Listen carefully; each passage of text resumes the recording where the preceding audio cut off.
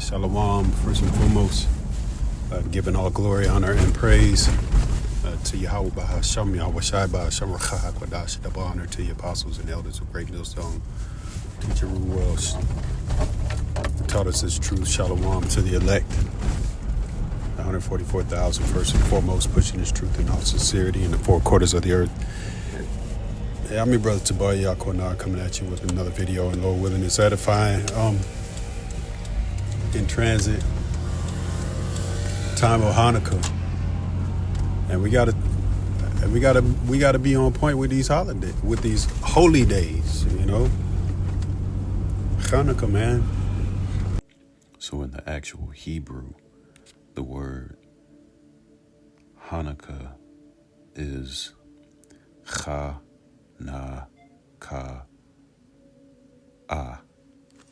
or actually Chaanakah, or Chaanakah, and it means dedication. It means initiation, consecration. You go into the word consecration real quick. It's just a real quick definition. It says the action of making or declaring something, typically a church, sacred. All right. So this is coming out of the Rose Book of Bible and Bible charts, maps, and timelines. It says under Hanukkah, it says commemorates the purification of the temple. Hanukkah, the feast of dedication, celebrates the Maccabees' victory over the Greeks and the rededication of the temple in 165 BC after Seleucid king Antiochus Epiphanes defiled it by sacrificing a pig on the altar. The Maccabees' victory is recorded in the books of Maccabees in the Apocrypha. Right, a lot of our people don't recognize the Apocrypha, you know, so it's kind of like, how do you justify Hanukkah?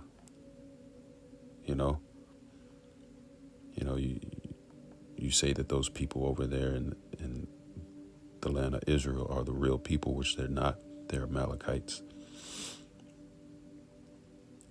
But they call themselves celebrating Hanukkah. You know, and the only way that you can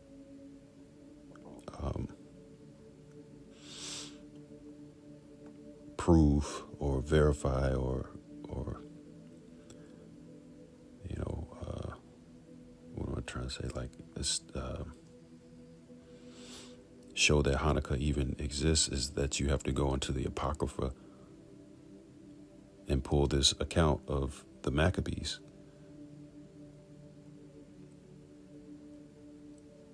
All right.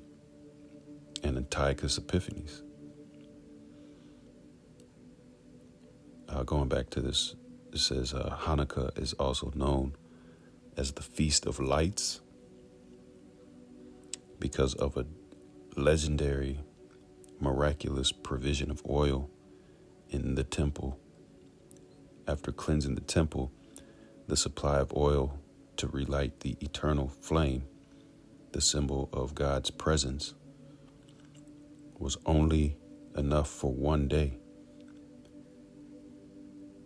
But the Most High performed a great miracle, and the flame burned for the 8 days necessary to purify new oil. And this is why we light the menorah. I went into the menorah. This is coming from Britannica.com. Just real quick, it says the menorah is first mentioned in the Hebrew Bible in the book of Exodus, chapter 25, verse 31 to 40, according to which the design of the lamp was revealed to Moses by the Most High on Mount Sinai.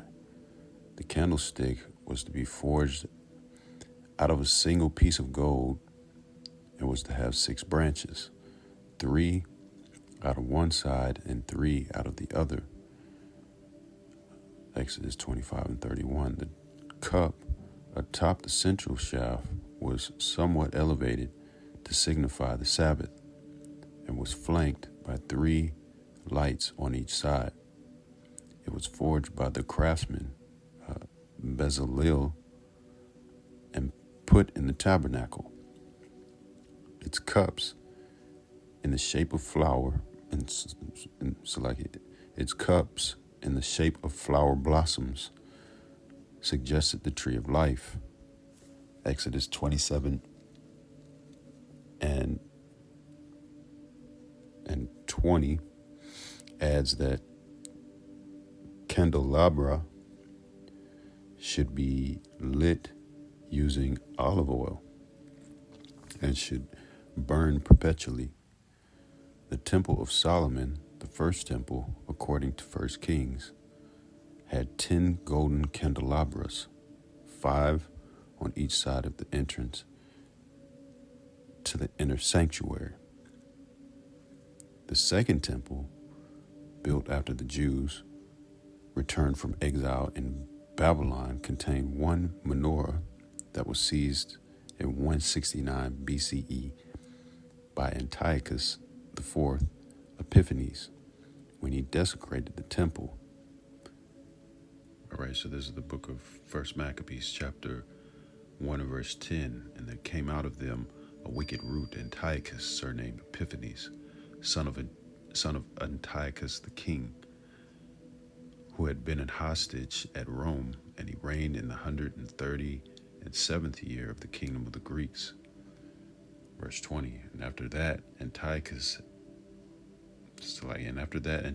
had smitten Egypt, he returned again in the 143rd year and went up against Israel and Jerusalem with a great multitude, and entered proudly into the sanctuary and took away the golden altar and the candlestick of light and the vessels thereof, and the table of showbread, and the pouring vessels, and the vials, and the censers of gold, and the veil, and the crown, and the golden ornaments that were before the temple, all which he pulled off. He took also silver and gold and precious vessels. Also he took the hidden treasures which he found. And when he had taken all away, he went into his own land, having made a great massacre and spoken very proudly.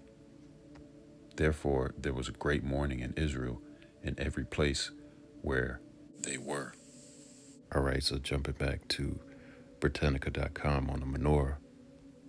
Judas Maccabeus ordered construction of a new 7-branched candelabra, which he placed in the temple after the desecration by Antiochus. According to an account of the origin of Chaanakah related to the Babylonian Talmud, we don't deal with the Talmud. When Maccabees reclaimed the temple in 164 BCE on, it says, Kislev 25, they found only 1 day's worth of pure oil, but the oil miraculously burned for 8 days until more could be obtained. The menorah disappeared after the destruction of the second temple in 70 CE. According to Josephus, the menorah was displayed during the Roman triumphal march. A depiction of a menorah appears prominently on the Ark of Titus, which illustrates Titus's victory in the siege of Jerusalem in 70 CE and shows soldiers carrying away treasures looted from the temple. Right? They have that. I believe that's in France. Salakia, Rome, Italy. Replicas all over. I think they have one right here in Atlanta as well. The brothers did a lesson years back. The heads did a lesson years back at the replica of the Ark of Titus, man, of the Romans looting the temple in 70 CE. All right, so Lord willing, that was edifying. I'm going to pick up with a second part of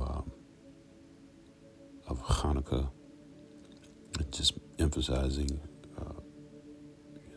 celebrating these high holy days, going a little harder on them, especially as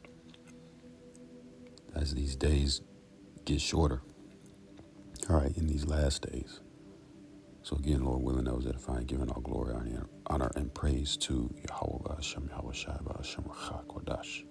Double honor to the apostles and elders of Great Millstone, and shalom to the elect. Shalom.